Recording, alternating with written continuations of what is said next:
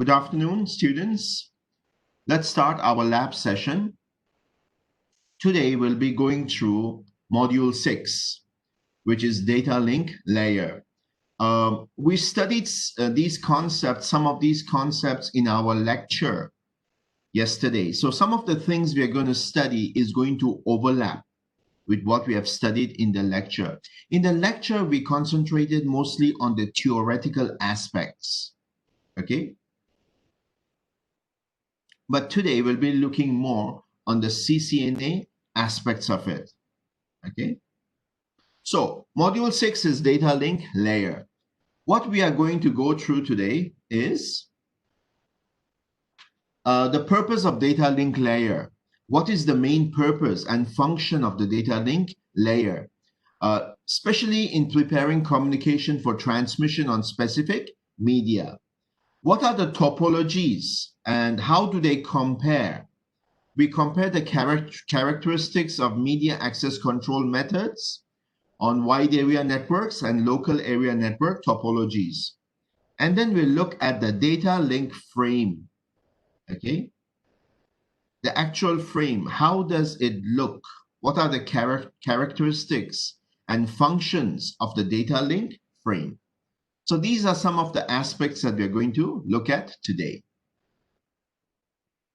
First of all, what is the purpose of the data link layer? Okay, the data link layer, if you remember, is the second layer of the OSI model. The first being the physical layer, okay? And just above it is layer 2, as we have over here.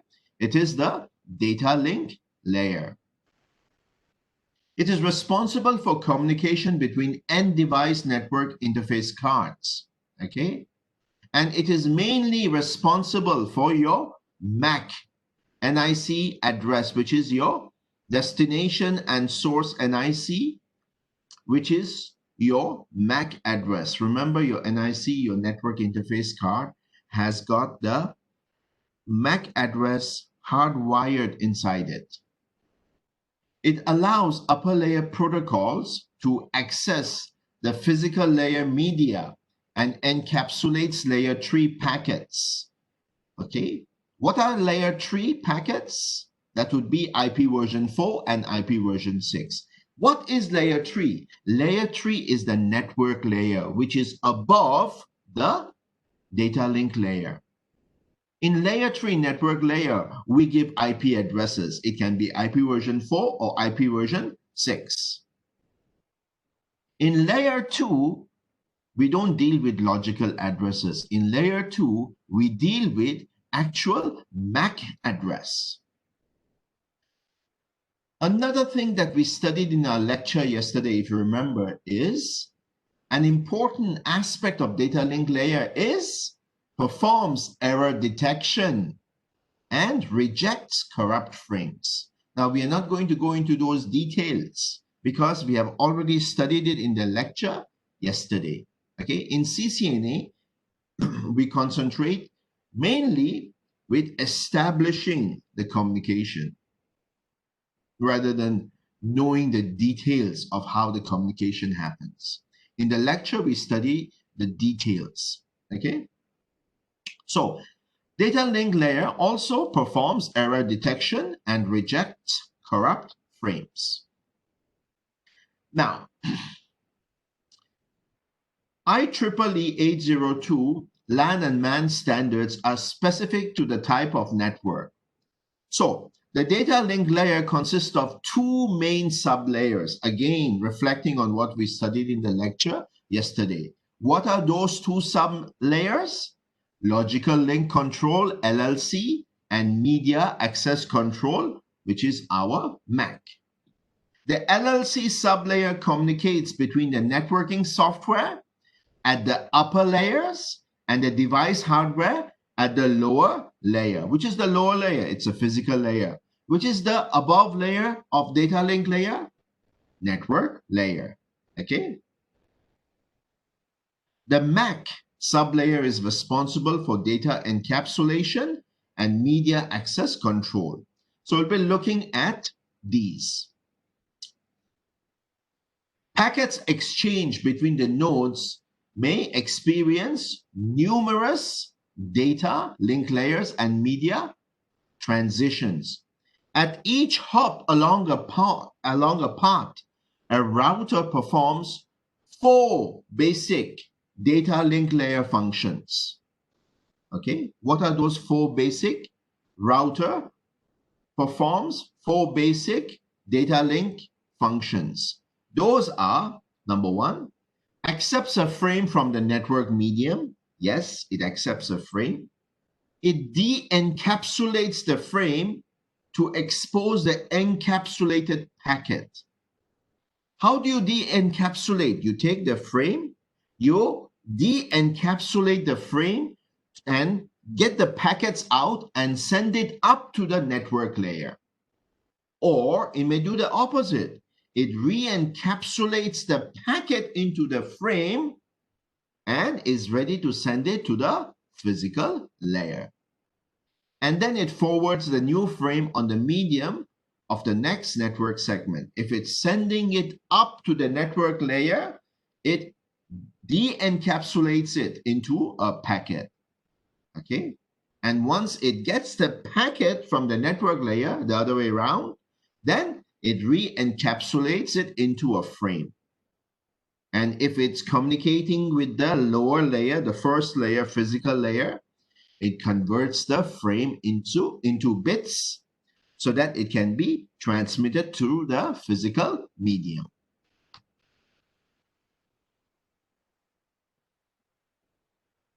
Data link layer protocols are defined by engineering organizations, okay? Some of those engineering organizations primarily are IEEE, ITU, ISO, and ANSI. Let's look at some of the topologies, okay, that are defined by our data link layer. So the topology of a network is the arrangement and relationship of the network devices and the interconnections between them. That is why, my dear students, whenever you design a network, the first thing we do is we show you a network topology. The next thing we show you is the IP logical addresses of the devices on that topology. Okay? Now, having said that, you should know that there are 2 kinds of topology: physical topology and logical topology. Physical is what you see. The diagram that we show you is the physical connections.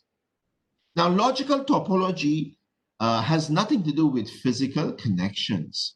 You can have a local area network, but the computer may not be in your physical jurisdiction. Okay? So there are 2 separate things. We also have certain common physical wide area network topologies, which is point-to-point, hub and spoke, and mesh. What is point-to-point? It's the simplest and most common WAN topology. Okay? Consists of a permanent link between 2 endpoints. We're not talking about PC to PC. We may be talking about a router connected to a router. Okay, now I want to show you this. Look over here. If I have an internal network, definitely I'll have a switch connected to another switch. Okay. Let's say fast Ethernet 1 connected to fast Ethernet 1. Okay. So amber. So after some time, what will happen is they're going to become green. So this is for my internal network, for my Ethernet, for my LAN. Okay. But the moment I go out of the network, I need a router, correct? I need to connect my router to perhaps another router. This would be one network. This would be another network. Okay. Now let's try and connect our router to router Again, let's use a proper cable. Let's say I'm going to use no, let's use a straight through, connect gigabit Ethernet 00 to gigabit Ethernet 00. Okay. So this could be a point-to-point connection. Okay. Now, as you see over here, the point-to-point connection, there is no connection. Why? Can anyone tell me why there is no connection? In the switch, the moment I establish the connection, you can see now they are actually physically connected. But here, it doesn't become amber and then turn into green. Anyone?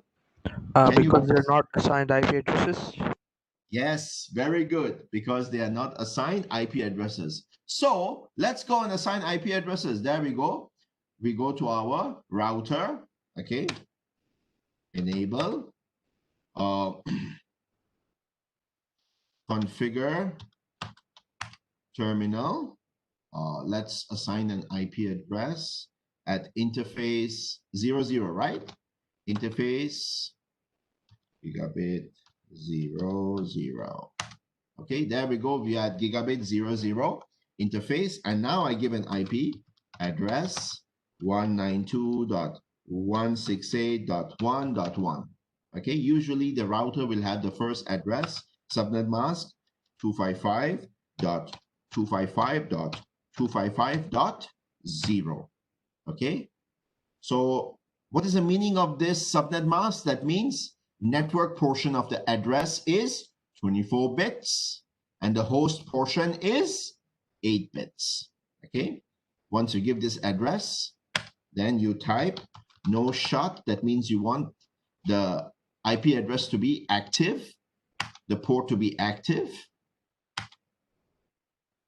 Okay, now exit, exit, show running config. Okay, there, my IP address, as you can see, is up and running right over here. Okay, now what I'm going to do next, yeah, let's go to the second one. We give an IP address to our second router. Okay, now remember, routers are used to connect two different networks. So here the network should be different. Again, enable conf t interface G00, just like the previous one. Now I give IP address 192.168.10. You see, the network portion has to be different. .1. Again, 255.255.255.0. Okay, so again, no shut. The state is up. Okay, exit, exit, show run. That means show the running configuration. There is my IP address. And let's see, do they communicate? Aha, now you see there is a point-to-point communication. Can you see that? So this is belonging to a separate network. This is belonging to a separate network. Okay, now you can connect your switch to this end, and here you can connect to this end.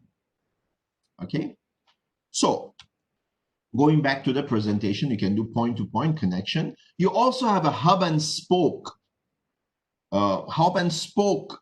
physical topology, which is similar to a star topology, where you have a central switch and you have got other devices connecting to that switch. We also have a mesh topology, which provides high availability but requires every end system to be connected to every other end system. It's very messy. Usually we call this ad hoc connections, like unplanned. As I showed you, a point-to-point is usually connecting a router to another router, okay? It can be usually a gigabit Ethernet connection, or it can also be, if you look over here, it can also be your serial connections, a timer, serial connections with a clock or without a clock, okay? We call it DTE connections. Yeah. You should have that port, okay? You should have that port on your router. So which router has got a serial port? You have to use a specific one.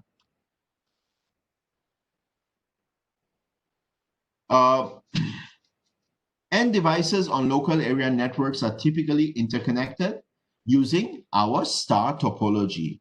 When you connect all your devices to a central switch, you are following a star topology, okay? Why? Because it's easy and it's scalable. You can add new devices and it's very easy to troubleshoot. We also had, early, old Ethernet legacy topologies like token ring as given over here, and the bus topology, okay? Where in a bus topology, at two ends, you should have a terminator to terminate the signal. Otherwise, it will keep moving around and slowing down the network. In a token ring, we have got a token which is traveling constantly, okay? But compared to the star topology, these are antiquated, okay, old. We also have an extended star topology where you have got two switches connected to each other, or usually we have got two switches connected to an aggregate switch, okay? And then from aggregate switch, it may go to other aggregate switches, and from there it may be connected to the router. Depends on the size of your network. Now, when you talk about communication, there are two kinds. We can have half duplex communication or full duplex communication.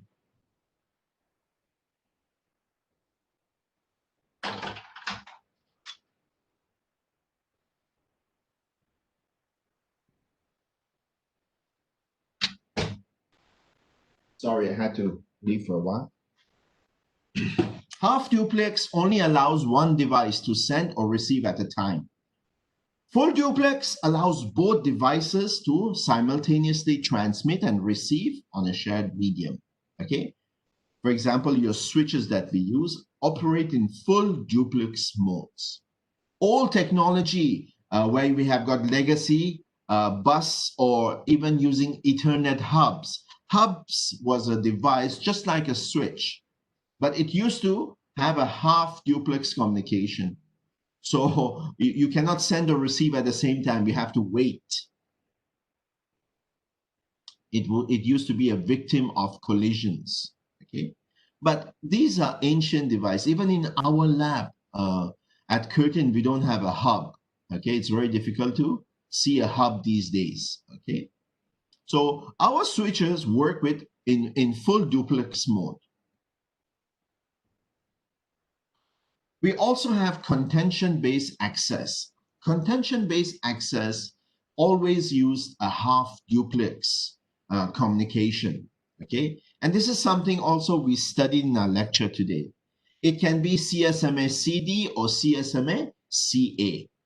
Both of them have to deal with collision detection. If there is a collision, they will try to send the data again, okay? Or they will try to avoid that collision.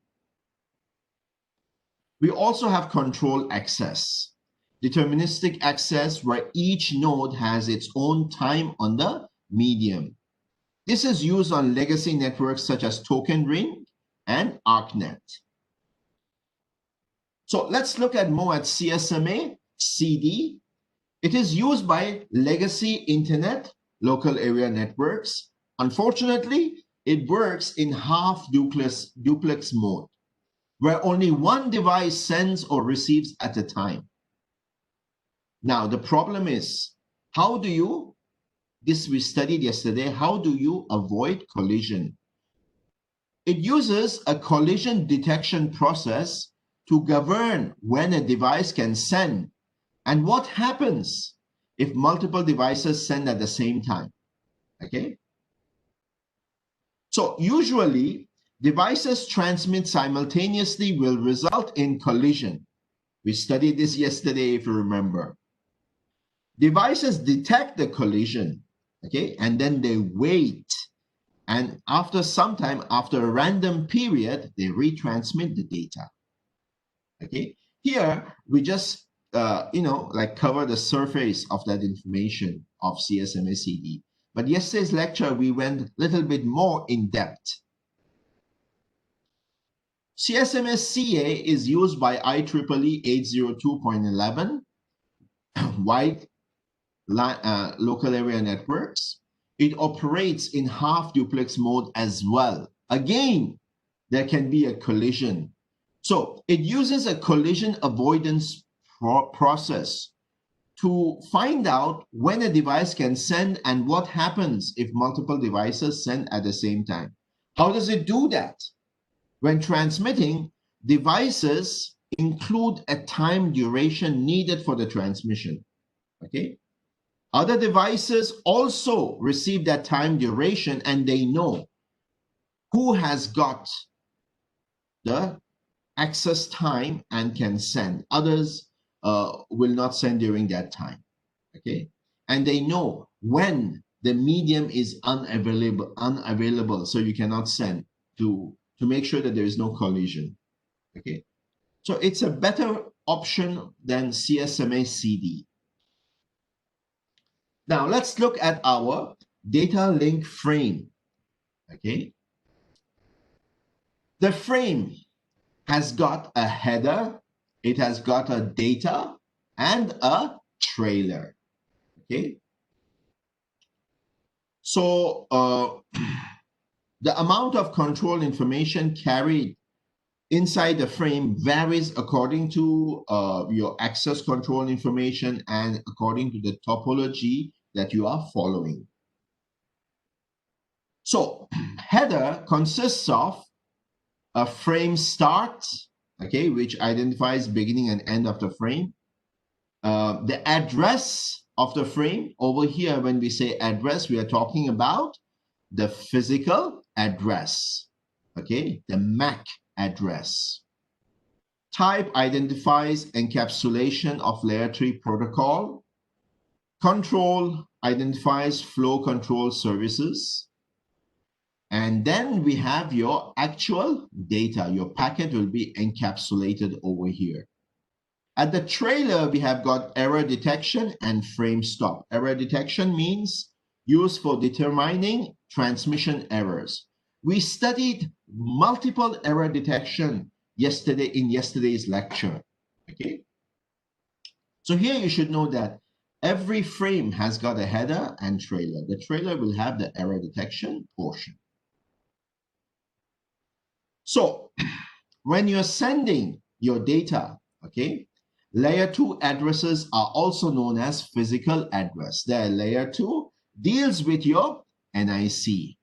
Layer 3, okay, is mainly your logical IP addresses.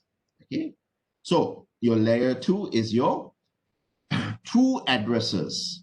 What is the source NIC address? When I say NIC, I mean the hardwired MAC address.